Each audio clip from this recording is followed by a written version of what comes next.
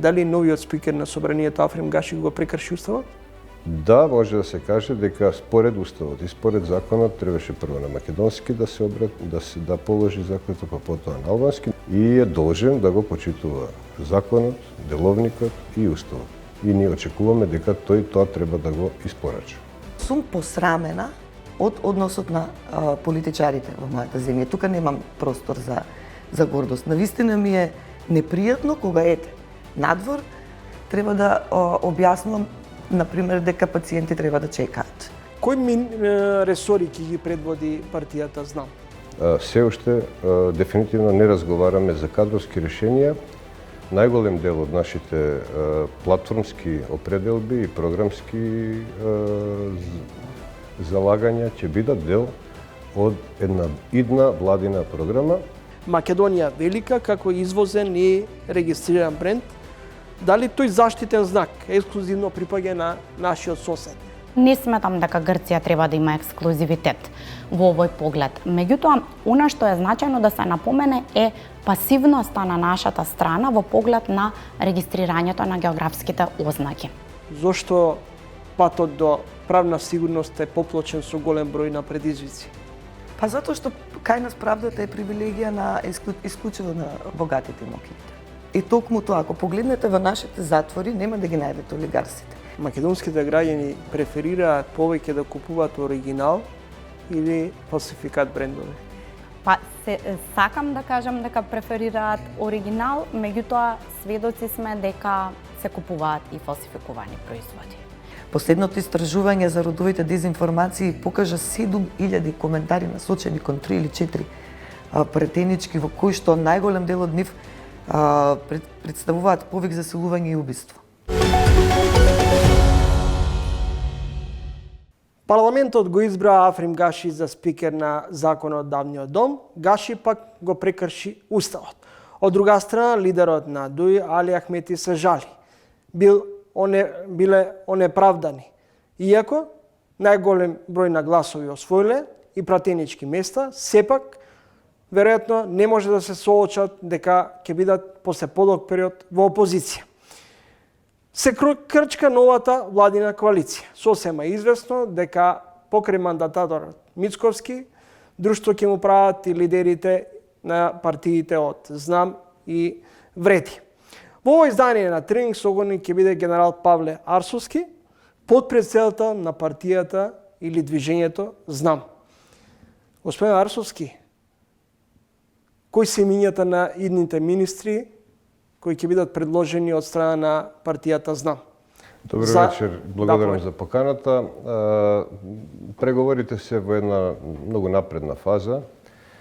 Течат во една многу добра, конструктивна атмосфера со меѓусебно почитување од двете страни. За нас е многу важно да истакнеме дека преговорите ги започнеме со политичка платформа, стратегиски цели за развој на Македонија и политичките начела кои што беа и се дел од прогласот за достоинство на Македонија на нашата програма, изборна програма. И сакавме најпрвен со ВМРО-ДПМН да разговараме за тие работи кои што се за нас битни како политички субјекти. Дали за ВМРО-ДПМН и за мандатарот Христијан Мицковски е прифатлива стратегијата и партиските приоритети на Знам кои што ги промовира во текот на изборната кампања? И дали тие ќе бидат инкорпорирани како дел од владината програма? Па тоа е она што е можеби најбитно и што беше прв предуслов за да продолжиме со разговорите понатаму. И сега бидејќи сме во една понапредна фаза, може да се разбере и свати дека најголем дел од нашите платформски определби и програмски залагања ќе бидат дел од една идна владина програма, така да во тој дел сме и ние задоволни и можеме да продолжиме да разговараме и понатаму со ВМРО-ДПМН. Кои ресори ќе ги предводи партијата Знам? Дали се точни информациите за Министерството за администрација и Министерството за правда? Па ќе биде завршено тогаш кога ќе биде завршено, а ќе биде завршено кога и лидерите на ЗНАМ, на движење ЗНАМ, Максим Димитриевски и Христијан Мицковски од ВМРО-ДПМНЕ, тоа и јавно ќе го обзнанат и впрочем и мандатарот на владата ќе го даде тоа. Се уште дефинитивно не разговараме за кадровски решенија, разговараме за можноста движење ЗНАМ да партиципира во власта и да на вистина донесе нешто ново, еден нов начин на владење, нов начин на практикување на власта. Впрочем, и оно што го ветувавме пред граѓаните. Не ветувавме многу, не ветувавме неостварливи работи, ветувавме она за кое што сме сигурни дека можеме да го испорачаме. Каков ќе биде односот на вашата партија и иден владин коалиционен партнер на ВМРО-ДПМН и на Вреди во делот на потребата од изгласување на уставните промени и внесување на бугарите во преамбулата? Генерално ова е сложено прашање кое што треба да се решава повеќе слојно.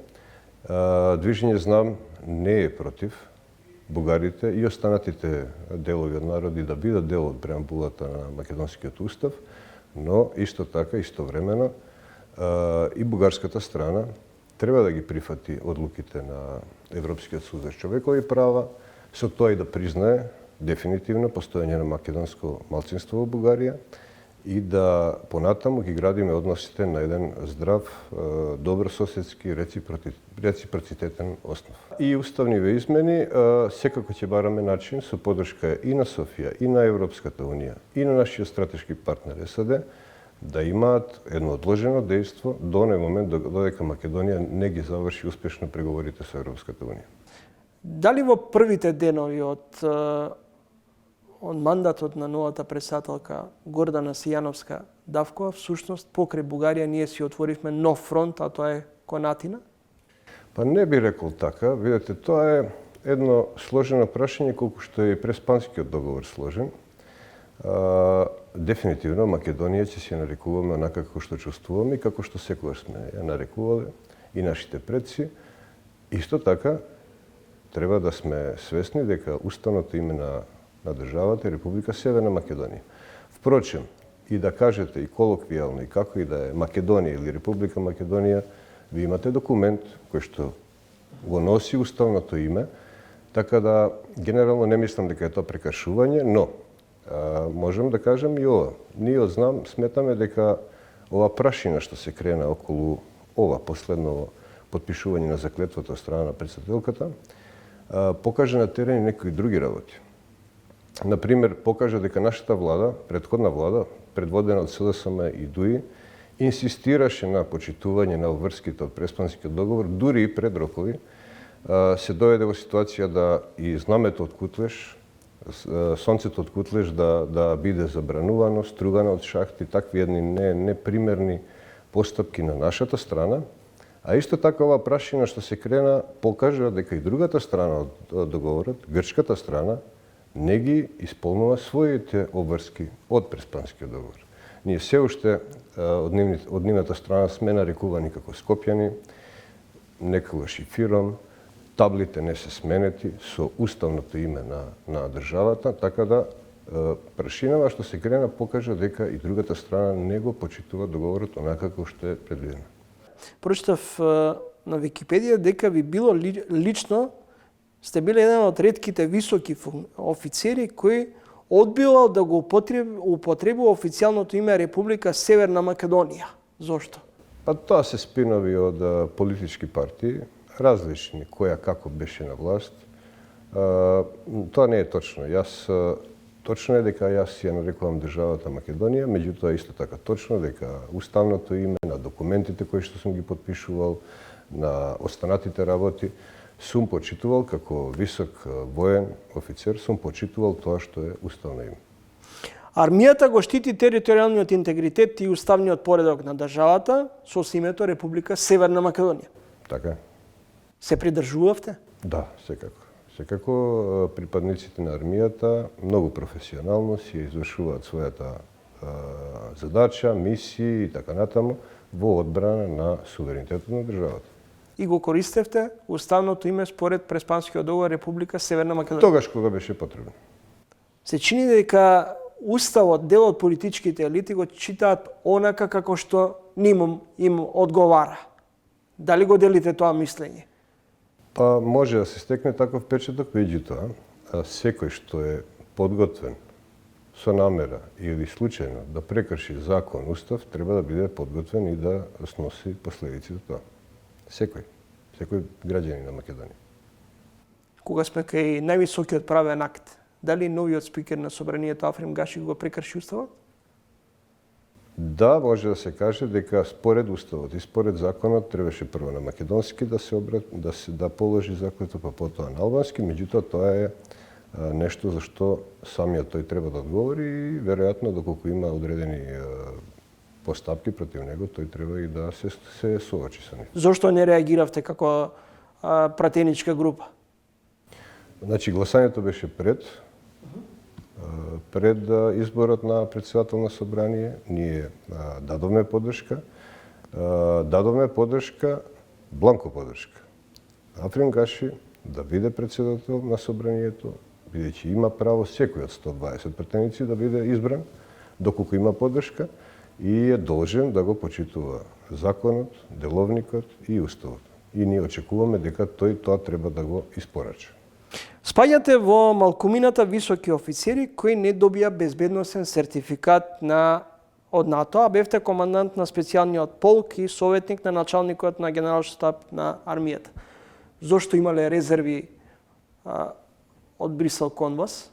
Јас би рекол дека од Брисел нема апсолутно никакви резерви. Јас бев еден од факторите во армијата во тоа време, како командант на оперативните сили, со кои што НАТО најмногу разговараше за трансформацијата на армијата, за војното интегрирање во НАТО, за проектите на НАТО во Македонија, во интерес и на Македонија и на НАТО.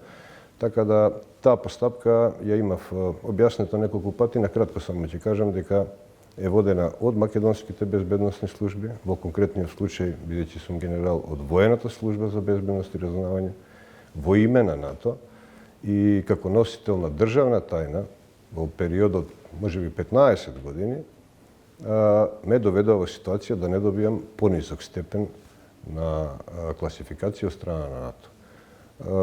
НАТО наоѓаше начин да се огради од таа постапка, кога веќе види дека и не само јас, него уште тројца генерали од Сакате Македонија. да кажете дека тоа не е одлука исклучиво на НАТО, туку дека всушност зад одлуката влијание имале домашни структури. Токму тоа сакам да ви кажам и ги дадов на суд, надлежните институции, ги добив на суд, судот пресуди дека комплетната постапка е водена непрописно, дека немало никакви докази и им наложи судот да си ја повторат постапката. Ја веќе бев на заминување од армијата, во случајов пензионирање, не бев ни заинтересиран повеќе да поднесам повторна постапка, а државната тајна продолжи да ми лажи.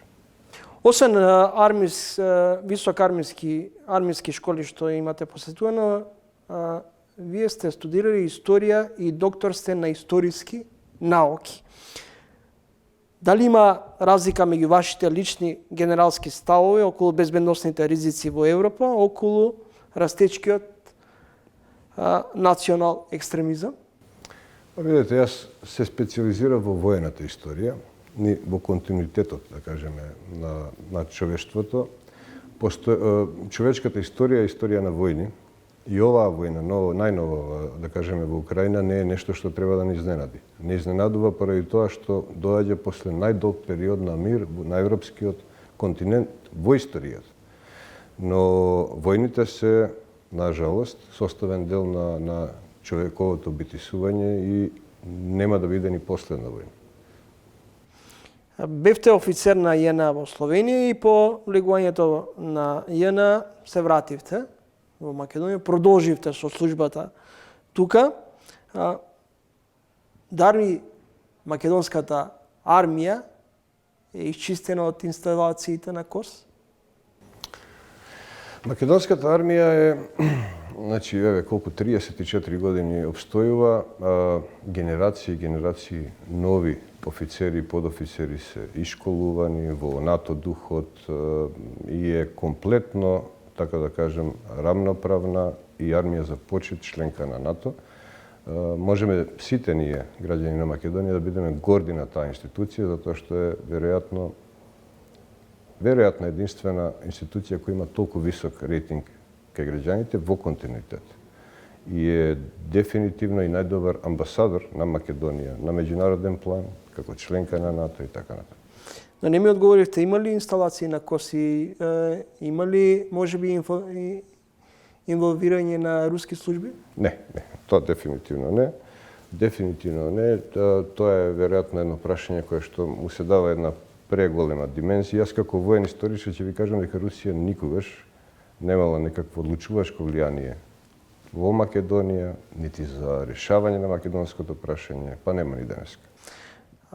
Ако нема инволвирање или инсталации на руски служби во армијата, а во Македонија подолг период се зборува за руско влијание.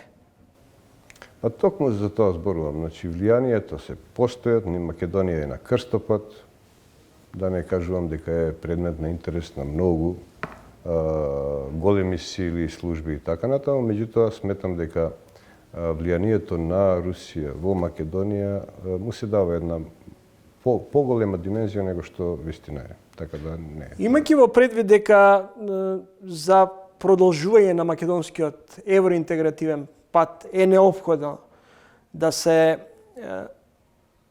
спроведат уставните промени и да се внесат бугарите во преамбулата, дали со оваа политика на неодлучност ќе ги внесеме бугарите во уставот, но при тоа да имаат ист однос кон македонската страна, всушност можеме да бидеме втурнати во овие геостратешки игри?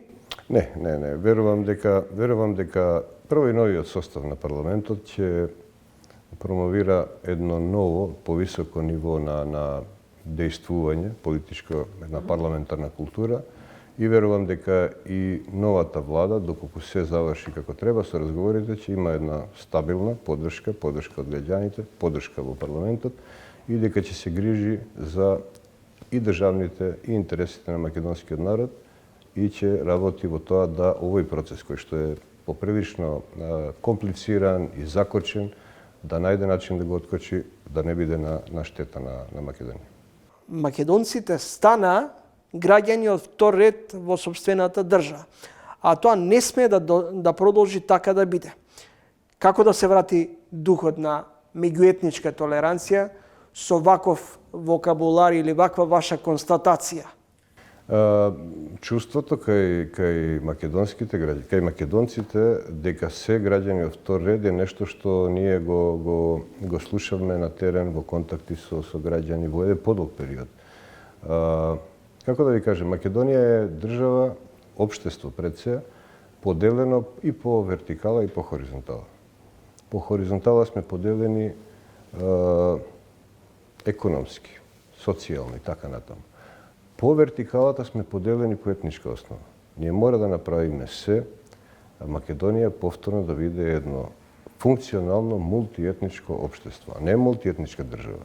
Македонија е република унитарна, него мултиетничко општество каде што и македонците, и албанците, турците, ромите, србите, бошњаците, власите, сите живеат едни со други, а не едни покрај други. Може би е сега време конечно да промовираме едно ново однесување во општеството и да навистина работиме да се зближиме и сите заедно Македонија да ја водиме во еден подобар правец. На крајот не уавте и вие, а и владеачката партија која доби најмногу пратенички мандати и победи нови избори ВМРО-ДПМН, безкомпромисна битка против корупцијата и криминалот. Многу често македонската јавност слушаше во изминативе години дека мора да се расчисти со најголемите криминалци во државата, но се чини и впечатокот е дека секогаш големите риби успеваат да преживеат, а колатерална штета се малите. Ако во нашата политичка платформа има 5 точки, од кои што сега спомнавме една функционално мултиетничко општество и соживот, Една од тие е апсолутно бескомпромисна борба против политичкиот криминал, пред се, а потоа и против стопанскиот криминал и корупцијата. Значи, дојдено е време да Македонија веќе не може да потроши уште година и две на такво лошо владење како што беше ова на СДСМ и на ДУИ. И дефинитивно ние се залагаме, за тоа и разговараме со потенцијалниот коалицијски владин партнер ВМРО-ДПМН, дека бескомпромисната борба против политичкиот криминал пред се мора да биде нешто што ќе биде видливо за граѓаните. И секако правда за сите, а не селективна правда каква што имаме во подолг временски период на нас. Генерале, ви благодарам за гостувањето и за интервјуто во ово издание на Тренинг. Благодарам и до вас и поздрав до вашите гледачи. Се крои новата владина коалиција, некој го прекршува уставот, трети пак во фокусот на вниманието им е фактот што неколку денови поред хируршките клиники не работат, други пак зборуваат дека владее корупција, неказнивост. И сето тоа се прашања за мојата вечерашна соговорничка. Ирена Цветковиќ, професор доктор Ирена Цветковиќ од Институтот за општествени и хуманистички науки. Цветковиќ, денови се вративте од Соединените Американски држави. Како го поминавте овој културно-цивилизацијски шок кога слетавте во Скопје? Културен шок и нема некој големоти горести, ние припаѓаме на западната цивилизација, на западната демократија, така што враќањето назад за мене беше враќање дома и според мене враќање во по многу нешто подобро уредена земја од она од која што дојдов. Некој ретко ќе спомене дека полека се средуваме дома како држава? За жал не се средуваме. Она што го имаме како оставштина од времето од Југославија сега не прави да бидеме подобри од Соединетите Американски држави, тоа е на пример јавното здравство, социјалната држава и слично. Она што плаши во мојата земја е тоа што полека не се справуваме со овие прашања, туку се бавиме како народ со според мене не толку важни и не суштински прашања кои што представуваат срцевина денеска на нашата политичка мисла, сметам дека не би требало. Со што се занимаваме? Со баналности? Па за мене не е нешто исклучително политички важно кое што влијае врз нашите животи, врз животите на луѓето. Идејата дали вие ќе го изговорите името на државата Северна Македонија или името на државата како Македонија. Тој спектакл од неполна минута, мислам дека не влијае врз проблемите кои што и јас и ти и останатите луѓе ги имаме. Како и да ја наречеме нашата земја сега, за жал или за среќа, има некакво уставно име, но во исто време имаме клиника на која што хируршките сали не работат колку веќе, 10 дена? 10 дена. 10 дена. Ако ме прашате мене што е важно за политичка дискусија, мислам дека е апсолутно второто. И додека ние се занимаваме и во фокусот на вниманието деновиве, прво беше обраќањето на новата председателка Силјановска и нејзиниот говор при инаугурацијата, непочитувањето на Преспанскиот договор, додека се крои владиниот кабинет кој ресор ќе го заземе во владата, имаме ситуација која ја спомнавме, луѓе кои треба да се оперираат не можат поради фактот што хируршките операциони сали се нефункционални. Дури и прашањето на ресори во владата за мене е погрешно поставено прашање, стратегиски. Вие кога решавате кој е тој кој што ќе стои на чело на еден сектор во една земја, и за тоа има право да одлучува оној на кој што ние како народ сме му дали најмногу доверба.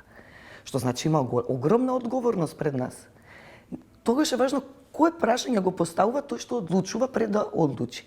Па прашање, дали постава прашање кој е најдобриот човек за таа позиција или на кој партии треба да им се даде дел од колачот. Кога нашите животи стануваат кога колачот станува метафора за нашите животи, кои што се дели партиски, а не според заслуги и слично, тогаш имаме проблем. И тоа треба да не заплаши. Во вашата последна колумна, напишана и објавена во Призма, пишувате: со една од највисоките стапки на корупција во правосудството. Нашите правни експерти 7 дена без престан се занимаваат со толкување дали употребата на Северна е задолжителна, односно дали употребата на Македонија е легална. Па каде живееме ние? Па се гледа дека сум се изнервирала. Да, тоа се работи кои што знаат да ме налутат. Не можам да разберам 7 дена, не можев да се спасам, иако се трудев, од експертските толкувања на овој символичен чин на нашата председателка. Затоа што сметам дека се бесполезни. Во исто време, врховен судија е фатен со подкуп од 10.000 евра. Не можам да разберам како самата фела, правните експерти, не сметаат дека ова второво заслужува апсолутно внимание, а ова првово навистина, како што е и редот, ако имате спектакл, оставете го на ниво на спектакл. Дали може би помислувате дека свесно се прави обид за дефокусирање на Па јавност? нормално. Апсолутно не мислам дека се тоа. Не мислам дека ниту политичарите, ниту експертите, ниту новинарите се глупави луѓе. Напротив, сметам дека се интелигентни луѓе и сметам дека ова е свесно. И мислам дека тоа не е проблем само на Македонија. Ние сме втурнати глобално во една, како се нарекува таа, економија на внимание, attention economy. Буквално и политиката веќе станува арена во која што се игра според правила на инфлуенсерите. Колку повеќе кликови, колку повеќе внимание, толку подобро за вас. Тоа е погубно за една демократија. Оти политиката е сериозна работа. Јас не велам дека е исклучиво рационална, таа е длабоко емоционална и овие символични гестови имаат и текако влијание помеѓу народот и електоратот. Меѓутоа, оние кои се избрани имаат одговорност. Не само оние кои се избрани, туку, како што кажав, и медиумите и експертите имаат одговорност. А тоа е да разберат дека во тој момент, ако е направен мал спектакл, навистина да го третираат така или на времето, да се најде на времето во весниците, кога повеќе читав, ми имавме рубрики, таму некаде на крај, во калеидоскоп, каде што е место за таквите спектакли. Политиката е сериозна работа и бара сериозен влог. Од тука навистина не ми е важно како ќе именува државата председателката, важно ми е што ќе направи за во оваа земја ние да се чувствуваме безбедно, да се чувствуваме удобно и нашите животи да бидат вредни за живење и достоинствени. Можеме ли да бидеме после овие избори повторно горди и дали Македонија ќе биде повторно твоја? Тоа се дел од слоганите на победничката коалиција. За мене Македонија секогаш била моја. Мене не треба никој да ме убедува. Јас чувствувам љубов кон својата земја. Јас немам ништо што да се срамам од себе и од својата земја и од тука не ми треба никој друг да ми ја враќа или одзема. Но сум посрамена од односот на политичарите во мојата земја. Тука немам простор за гордост. Навистина ми е непријатно кога надвор среќи целиот свет е таков, па не е срамот толку голем кај мене, кога надвор треба да објаснувам, например, дека пациенти треба да чекаат, да се оперираат, зошто не знам. Овде снимаме, до нас има еден нелегално поставен луна парк. Мене ми е непријатно кога на своето дете треба да му кажам дека извинјава, не можам да те внесам тука, ти навистина не знам дали ќе остане живо, затоа што во моментов институциите не знаат да се договорат кој тој што треба да даде дозвола и да испита дали овој парк е легален. И така има милион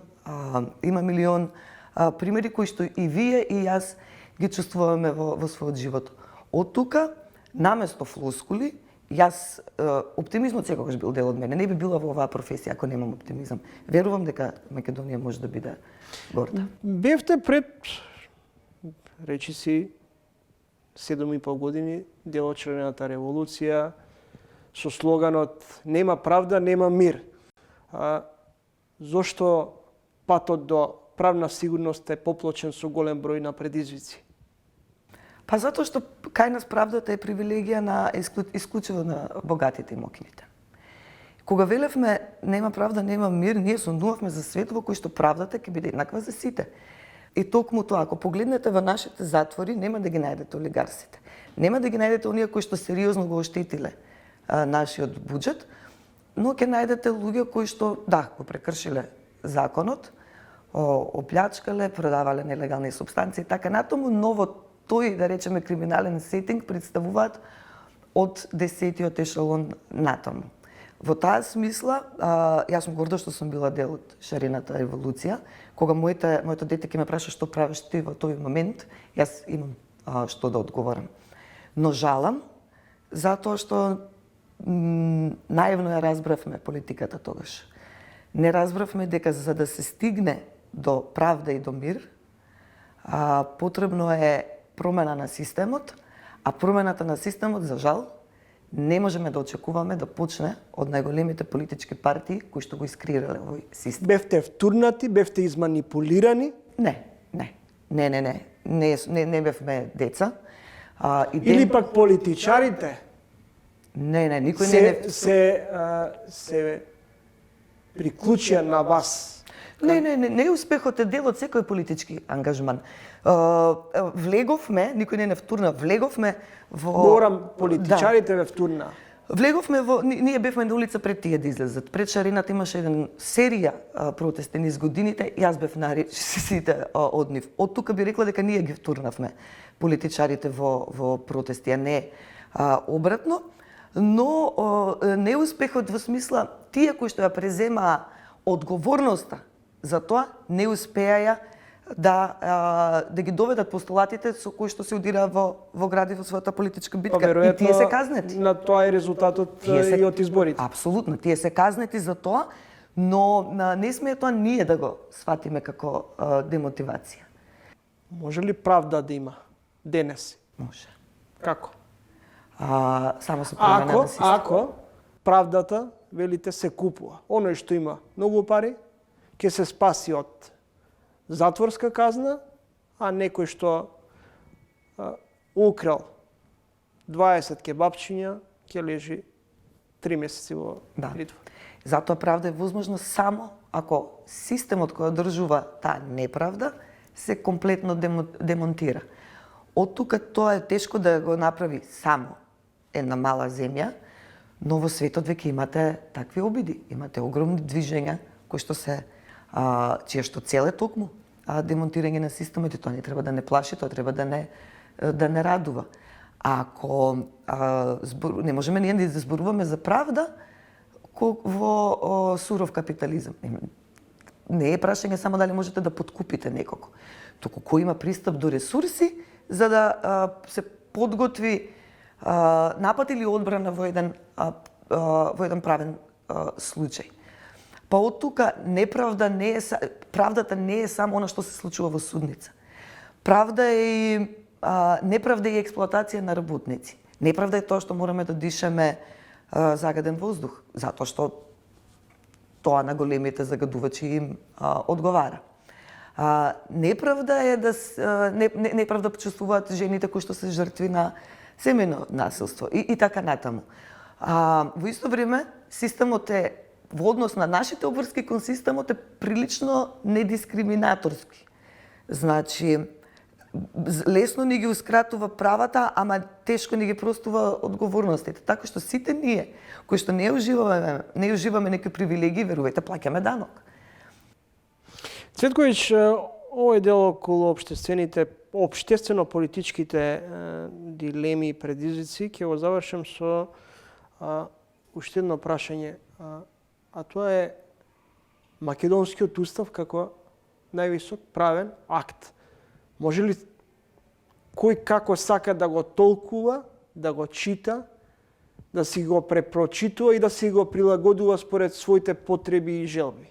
Па, ако го третираат како книжевно дело, апсолутно. Но мојата теза е следна. Ако вие не почитувате основни закони, ако вас без проблем некој може да дојде и не знам, да ви ја удри колата и да замине без ништо да му се случи, без да одговара. Ако вас може некој патот да ви го загради зашто така решил, така му се сака. Вие не можете да ако вас може да ви украде некој велосипед, а никогаш да не го добиете назад, зошто тогаш би се почитувал уставот? Кога ние ги почитаме најосновните закони кои што го уредуваат нашиот живот, мене навистина последно на памет ми е уставот и ние живееме во општество во кое што немате никаква правна сигурност. Прочитав едно ваше поодамнешно интервју во кое сугерирате и сметате дека на Балканот треба се повеќе да се форсира потребата од родова еднаквост. Дали тоа значи дека и во 21. век патриархатот доминира? Па да, ние зборувавме за капитализмот како систем, но тоа се всушност два комплементарни система, капитализам и патриархат, и тоа се двете големи битки кои, да речем, јас ги сметам за најважни во мојот живот. Не мислам дека треба да се форсира идејата за родова еднаквост, тоа не е нешто што не постои, таа не е некоја воздушеста идеја која што доаѓа од некаде. Тоа е просто верување повторно во она дека сите сме еднакви и дека секој има право да живее во средина во која што ќе ги исползува своите потенцијали. Секој од нас е различен. Ова не е општество на мажи, ниту е општество само на жени, ова е општество на луѓе кои што имаат различни потенцијали, различни потреби, кои што се различни, но тоа го прави ова општество и убаво. Како вие го доживеавте обраќањето на претседателката Сијановска Давкова, во која најголемиот дел од нејзиниот говор при инаугурацијата го посвети на жените? Па ете, тоа ми е криво. Што одекот, рефлексијата од тој говор на таа тема која што беше, ако се служите квантитативно, процентуално најголем дел од нејзиниот говор, не се... А што не е дел од нејзините ингеренции? Па добро, но е важно. Идеолошкото е важно во политиката.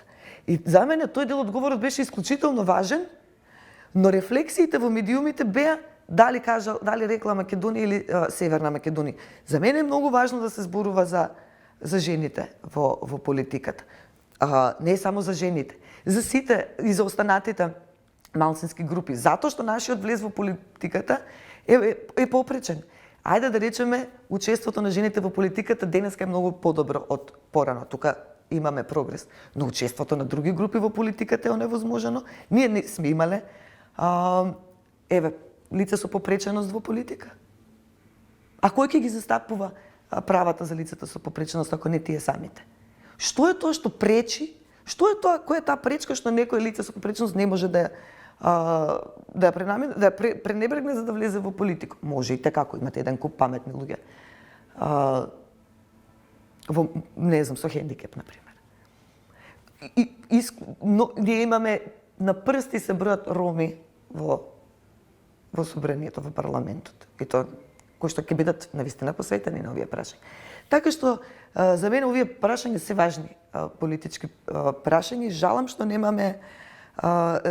немаме некаква посериозна рефлексија. Медиумите се тука од тоа да отворат дискусија, па да ги прашаме жените кои што заминаа од претходниот собраниски мандат, и тоа токму оние пратенички кои што се бавеа со прашањата на жените и родовата еднаквост, како завршија.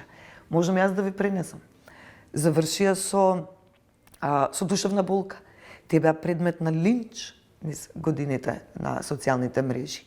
Последното истражување за родовите дезинформации покажа 7000 коментари насочени кон 3 или 4 претенички во кои што најголем дел од нив представуваат повик за силување и убиство. Цветковиќ, на крајот споменавте дека за вас лично не е важно дали претседателката и политичарите ќе го употребат уставното име Република Северна Македонија, туку што ќе испорачаат како резултати. Меѓутоа фактите се дека со ваквата реторика ние всушност покрај проблемот со Бугарија сега ги заладуваме и односите со Атина. Тоа е тоа што плаши. И во овие мали спектакли, кои што јас мислам дека треба да му се дозволат на секој народ, повторно одговорноста е најголема кај оние кои што ја имаат власта. И тука треба да покажат сериозност во своите политики. Нас не ни треба уште еден непријател. Ние не сме моќна и голема земја и овој свет не е толку убав и мирен како што може би бил пред половина век. И затоа сметам дека, и на тоа постојано инсистирам, обврска е да се решаваат суштинските проблеми кои што ги задираат нашите директно животи и да се инсистира на социјална кохезија. Ние не смееме да си го дозволиме луксусот да живееме во поделена земја, а веќе живееме. И таа земја, ако некогаш беше само етнички поделена, денеска е идеолошки поделена. Стигнавме во ситуација да сосед со сосед не комуницира затоа што, не знам, се симпатизери на различни политички опции. Во земја во која што ви е руиниран системот, од правен, здравствен, образовен и така натаму, имате потреба од оваа неформална мрежа на поддршка која ќе ви ја замени државата, која за жал ќе ви ја замени државата. Во таа смисла, додека го градиме системот, мора да градиме социјална кохезија, затоа што на крај кога ќе паднете болен, кога ќе ви се расипе колата, кога ќе ви се запали станот, тој сосед ќе биде првиот кој што ќе дотрча да ви помогне. Нема тоа да биде против пожарната, која што нема да може од паркираните возила ни да стигне до вашиот влез. Зборувате за руиниран систем, за поделба по етничка, политичка, по етничка линија, по политичко-партиска линија. Дали на Македонија е потребен рестарт на целокупниот систем? Формат С, ако сме во тие термини. Да, мислам дека е потребно. Мислам, се покажа дека со реформи ние не успеваме ништо. Не може да реформирате систем кој што е поставен на погрешни основи. Ке треба да се размислува малку повизионерски и тоа значи дека власта, која што една сериозна власт, не треба да размислува за поени во првите 4 години, туку треба да се постави цел и барем 10 години, ако не и повеќе, да се работи на таа цел, за после декада, 2 декади ги видиме првите резултати од тој пат. Благодарам за разговорот и гостувањето во емисијата. Ти благодарам и тебе. Успешната заштита на интелектуалната собственост е предизвик за сите компании. Класичните повреди на правата на интелектуална собственост постепено се заменуваат со се почести повреди кои се прават преку интернет, социјалните мрежи, клауд базите, онлайн продавниците и слично. Кој има право да ги користи географските ознаки, брендови, комерцијални имиња, кои во себе го содржат терминот Македонија или придавката македонски? Оваа дилема произлезе деновиве откако грчките власти се налутија поради тоа што македонската претседателка Гордана Силјановска-Давкова не се придржуваше на користењето на уставното име Република Северна Македонија. Во овој издание на Тренинг соговорник ќе биде доктор Ана Пепелјуговска, адвокатка. Добре дојдовте во емисијата. Благодарам на поканата. Господја Пепелјуговска, колку развојот на новите технологии налагаат редефинирање на интелектуалната и индустриската поставеност? Собственост, пардон. Секоја нова технологија е предизвик за интелектуалната собственост, како што на почетокот тоа било со интернетот, одговорноста на сервис провајдерите, апликациите, социјалните мрежи, стриминг платформите, па најново и вештачката интелигенција. Редефинирање на интелектуалната собственост може би значи модификување или адаптирање на постоечките норми кон новите технологии. Зашто велам адаптирање или модификување? Конвенциите кои што ја регулираат интелектуалната собственост датираат од крајот на 19-тиот век. Меѓутоа, тоа се општи правни акти кои што ја даваат рамката. Останува на националните законодавства да ги дефинираат, односно регулираат некои од овие прашања како времето оди напред. Во светот на дигиталните технологии многу е направено во Европската унија, во САД. Во Република Северна Македонија, за жал, ова прашање се уште е оставено назад и е ставено во втор план. Ние имаме национална стратегија која што е подготвена од 2021 година, меѓутоа се уште не е донесена. Во оваа национална стратегија за интелектуална собственост се поместени сите овие нови технологии, нови прашања, нови предизвици кои што во светот веќе се актуелни и на кои што веќе се работи, па има и судски предмети интересни и преседани кои што овозможуваат да правото на интелектуална собственост живее и се развива. Зошто не е донесена оваа конвенција? Тоа е добро прашање. Националната стратегија зошто не е донесена, немаме добиено никакво официјално објаснување. Најверојатно таа не беше приоритет на претходната влада, се надеваме дека ќе биде приоритет на наредната, бидејќи навистина е еден револуционерен документ кој што ќе не приближи до европското законодавство. Колку и како се формира и гради и чува еден бренд што е поширок поим од трговската марка? Многумина сметаат дека трговската марка и брендот е едно исто и ставаат знак на равенство, меѓутоа, како што рековте, брендот е поширок поим и тоа е економски поим кој што се поврзува со имиџот на една компанија и всушност служи за нејзино препознавање на пазарот.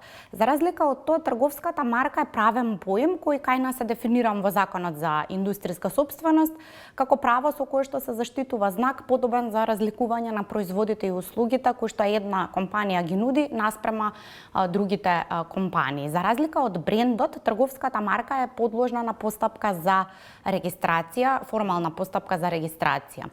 Меѓутоа и трговската марка и брендот спаѓаат под чадорот на така наречените комерцијални имиња. Правата од интелектуална собственост како целина влегуваат во она што може да се каже бренд. Значи не само трговските марки, тука влегуваат и дизајните, патентите, понатаму ноу-хау, трговските тајни и слично. Едно истражување покажува дека околу 70 до 80% од капиталот на големите компании се правата од интелектуална собственост кои што влегуваат во така наречените нематеријални средства.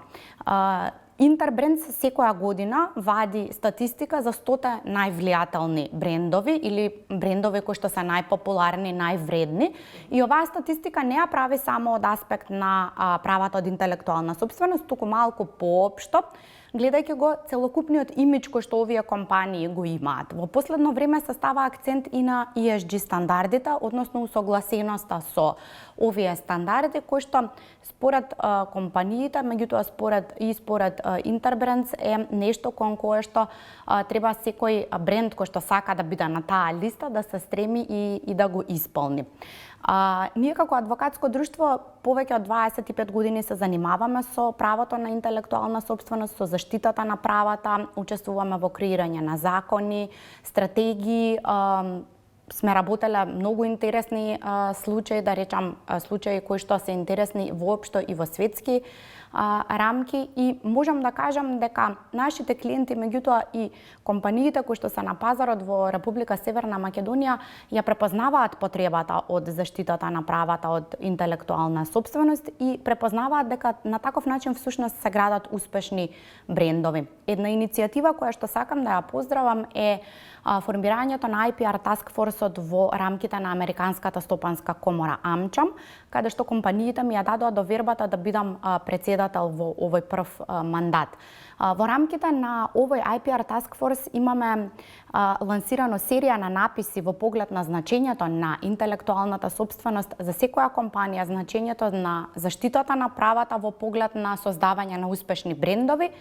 И имаме и останати активности кои што планираме да ги спроведеме во идниот период, кои што сметам дека ќе помогнат во подигнување на свеста и дури и кај оние компании кои што сметаат дека правата од интелектуална собственост немаат толку големо значење. Пепе Љуговска, студија на Меѓународна организација за трговија, која направила истражување во 2019 година, покажала дека 38% од испитаниците не се сигурни дека продавањето и купувањето на фалсификувани производи би требало да биде забрането, а 25% сметале дека треба да биде дозволено. Дали е ова доволен индикатор дека има сериозна потреба од заштита на правата на интелектуална собственост. Точно, јас имам и некоја друга студија прочитано која што се поклопува во податоците, меѓутоа она што е многу индикативно е дека испитаниците од генерацијата Z се оние кои што најмногу сметаат дека треба да се купуваат фалсификувани производи. А проблемот тука е бидејќи тие се многу зависни од интернет и достапноста до фалсификати им е многу поголема отколку на другите генерации. Во најдостапните места за фалсификувани производи, и тоа по овој редослед по кој што го кажав, пошто ќе го кажам, се онлайн платформите, уличните продавачи, социјалните мрежи. Зошто испитаниците велат дека можеби треба да се купуваат фалсификувани производи? Причината е од економски карактер. Тие сметаат дека производите треба да бидат подостапни за широките маси. И одредени компании се прилагодуваат кон ова, па вадат поволни или подостапни верзии од некои своји производи со цел да ја спречат да го спречат купувањето на фалсификати и со цел да ја спречат таа нелегална трговија. Меѓутоа исто... Но зошто се толерира тогаш купувањето на фалсификат марки, да речеме, и брендови? Механизмот на заштита од купување на фалсификувани производи е нешто на кое што треба да се работи, меѓутоа во светски рамки. Значи, кога зборуваме за онлайн платформите, Амазон и eBay вложуваат во алгоритми кои што ги препознаваат продавачите на фалсификувани производи и истите ги елиминираат. Во 2022 година 8 милиарди влистувања се тргнати од овие платформи на база на тој алгоритам кој што го имаат направено и кој што претпоставувам дека користи и вештачка интелигенција. Така што сакам да кажам дека спроведувањето на заштитата е во домен на националните органи кои што тоа го спроведуваат, и затоа и на почетокот реков дека модернизацијата на законодавството ќе придонесе и во намалување на овој тренд на пласирање и на можност од купување на фалсификувани производи, а ќе подигне и свеста, особено кај помладите, дека употребата, купувањето на фалсификувани производи не само што придонесува за финансирање на терористички организации, нелегална трговија со различен вид на производи, меѓутоа може да повреди и човечки животи. Светските брендови се повеќе учествуваат во создавањето на глобалниот GDP и на создавањето на нови работни места. Што е вашиот коментар на ова? Точно е оваа констатација. Се вели дека светот го движат 10 највлијателни брендови од овие 100 кои што ги споменав, кои што Интербрендс ги детектира. Меѓутоа, брендовите, тука треба малце да зборуваме во еден поширок контекст. Значи, глобалниот иновацијски индекс е нешто кое што укажува колку една држава е напред и колку нејзините компании се напред во поглед на научната, културната и иновацијската сфера. Република Северна Македонија во 2020 година била на 57-то место, во 2023 на 54-тото. А од европските држави е 33-та од 39. Ова зборува дека нашите компании повеќе вложуваат отколку што добиваат. Меѓутоа, не сум сретнала некоја анализа или дебата зошто е овој проблем таков и зошто кај нас толку многу се вложува и се зборува за иновации, па имаме и фонд за иновации и технолошки развој и ништо не се променува на ова поле. Како што кажавте на почетокот, зголемувањето на GDP значи и отварање на нови работни места, намалување на невработеноста, спречување на одливот на мозоци. Сите овие прашања се прашања за кои што често слушаме кај нас, меѓутоа никој тоа не сака да го поврза со правата на интелектуална собственост и да детектира дека проблемот во несоодветната и застарена легислатива, нефункционалноста на институциите и немањето на соодветна институционална и вонинституционална заштита всушност придонесува за намалување, односно за незголемување на нашиот GDP и за поставеност на глобалниот иновацијски индекс таму каде што сме. Пепе Љуговска во време на развој на вештачката интелигенција се повеќе се осовременува дигитализацијата. Какви се последиците врз интелектуалната собственост од овој аспект? Алатките на вештачка интелигенција им овозможуваат на компаниите многу полесно и подостапно да извршуваат одредени процеси, да извршуваат одредени функции, да заштедуваат средства и слично. Меѓутоа, вештачката интелигенција е предизвик исто така за правото на интелектуална собственост и тоа според мене од два аспекти. Значи, прво се поставува прашањето кој е собственик на делата кои што се создадени по пат на вештачка интелигенција, а второто прашање кое што се поставува е кој би одговарал во случај на евентуална повреда. Дали новиот Рембрандт е оној кој што го има креирано алгоритмот на вештачката интелигенција, оној кој што му дал упатства како да ја нацрта сликата, или е самата вештачка интелигенција? Одговорите на овие прашања ќе треба да ги дадат судските пресуди, и тоа во САД и во Европска Унија, затоа што сметам дека легислативата која што постои во високо развиените држави се уште не е скроена да даде одговор на овие прашања. Па одговорот ќе треба да го бараме најверојатно и во класичните принципи на граѓанското право и во оние класични постулати на правото од интелектуална собственост.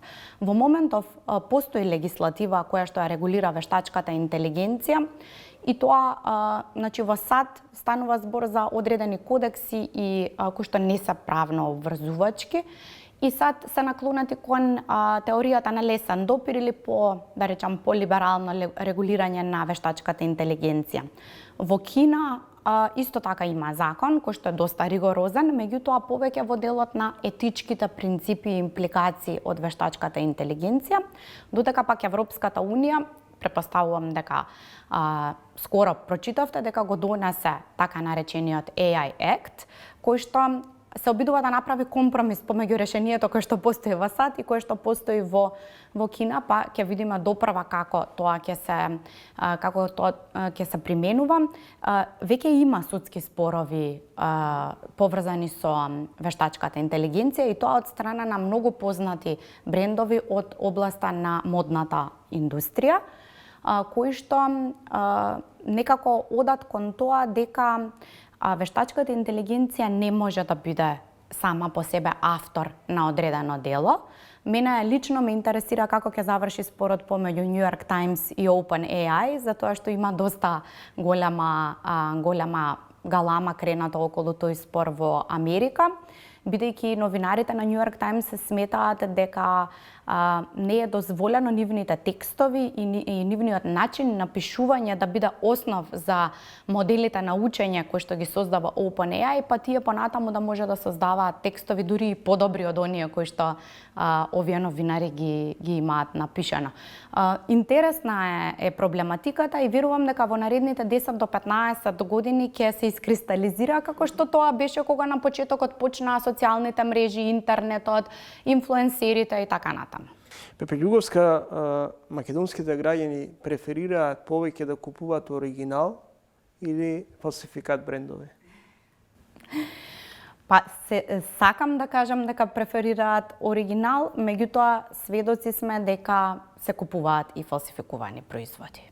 И тоа е она за кое што сакам да потенцирам дека треба да се подигне свеста уште од најмалите, значи од најмала возраст, дека купувањето на фалсификувани производи е всушност штетно за економијата. Не само за индивидуите, не само за брендовите, не само за компаниите, туку тоа е штетно за целокупната економија, зашто на таков начин се поттикнува сива, односно црна сивата економија, да. Се почесто се пласираат производи со географски и регионални брендови. Нашиот сосед најавува трговска кампања Македонија велика како извозен и регистриран бренд. Дали тој заштитен знак ексклузивно припаѓа на нашиот сосед? Ова прашање произлегува особено после новите заладување на односите Скопје-Атина и некористењето на уставното име.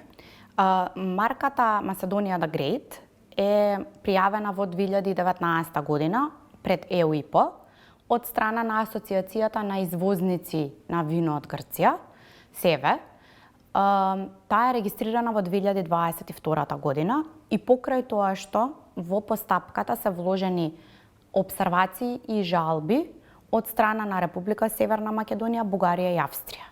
Меѓутоа, ЕУИПО нема прифатено ниту една од овие обсервации и жалби и има регистрирано марката како таква. Моje професионално мислење е дека оваа марка не треба да ужива заштита, значи тоа станува збор за колективна марка, дека не треба да ужива заштита од причина што единственото нешто кое што поврзува со Грција е сината и белата боја кои што се карактеристични за грчкото знаме, а истата од друга страна може да доведе до забуна кај просечните потрошувачи.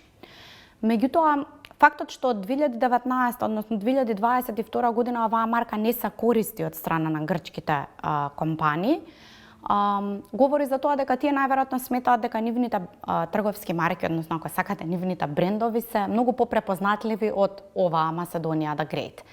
Тенденција во светски рамки е географски ознаки да се доделуваат на помали микрорегиони, не на региони како што е Македонија, кој што во моментов се протега во 3, односно 4 држави. И да одговорам на прашањето, не сметам дека Грција треба да има ексклузивитет во овој поглед. Меѓутоа, она што е значајно да се напомене е пасивноста на нашата страна во поглед на регистрирањето на географските ознаки.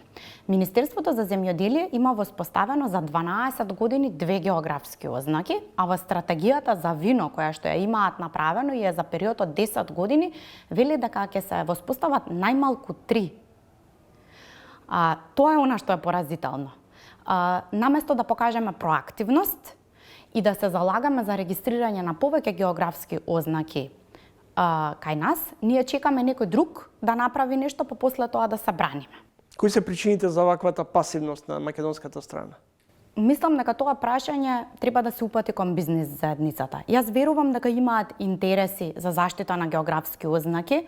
Постапката на вистина е малку поинаква отколку обична пријава за трговска марка, меѓутоа не значи дека кај нас нема компании кои што можат тоа да го истераат и да го направат и кои што можат да имаат бенефит од таквите регистрирани географски ознаки. Постои ли реална опасност да се соочиме со нови санкции или во најмала рака нови мерки од јужниот сосед поради непочитувањето на Преспанскиот договор од економска гледна точка? Од аспект на правата на интелектуална собственост, сметам дека и двете страни треба да се придржуваат кон Преспанскиот договор и мислам дека ова за кое што на почетокот кажавте нема импликации од аспект на правата на интелектуална собственост. Сметам дека едноставно обврските кои што сме ги превземале во поглед на интелектуалната собственост се многу јасни и затоа мислам дека проактивноста е решение, а не да чекаме нешто да се случи, па после тоа ние да треба да одговараме. Не верувам и не очекувам дека би имало некои посериозни економски санкции, меѓутоа сметам дека фокусот треба да го ставиме на она што е приоритетно, а тоа е модернизирање на нашето законодавство за обезбедување на услови да нашите компании изградат успешни брендови, кои брендови понатаму со влезот во Европската унија уште повеќе ќе добиваат на значење. Благодарам за издвоеното време и гостувањето во емисијата. Благодарам и на вас. Доктор Ана Пепелјуговска, адвокатка. Тука е крајот на уште едно издание на ТВ магазинот Трилинг. Довидување за 7 дена во исто време. Петок, 20 часот и 45 минути. Во меѓувреме читајте на triling.mk.